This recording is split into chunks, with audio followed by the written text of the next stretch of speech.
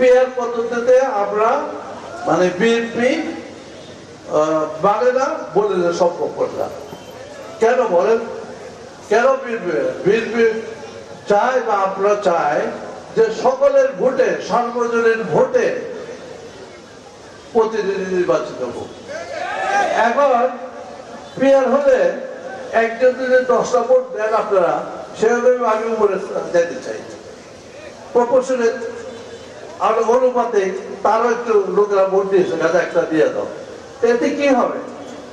এতে হবে সরকার কোনোদিন স্টেবল হবে না, অস্থায়ী হয়ে যাবে। আর 30টা দল 30টা লোক আসবে 30 রকমের, কাজে ইউনিটি হবে না, গভর্নমেন্ট কোনোদিন স্টেবল হবে না।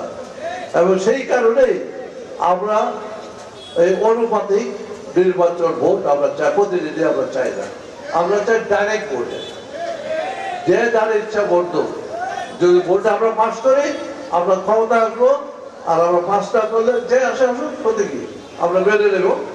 আর এইটাও আরেকটা কথা উঠেছে মহিলাদের জন্য, তো মহিলা তো আমরা সবসময় বলেছি, আমরাই তো বলেছি মহিলাদের দাও 2 কক্ষ বিশিষ্ট এই যে পার্লামেন্ট, সেটা কার প্রস্তাব? এটা বিএনপির প্রস্তাব আগে, তারা এখন এসে বলতেছে, কিন্তু এটা আমাদেরই প্রস্তাব।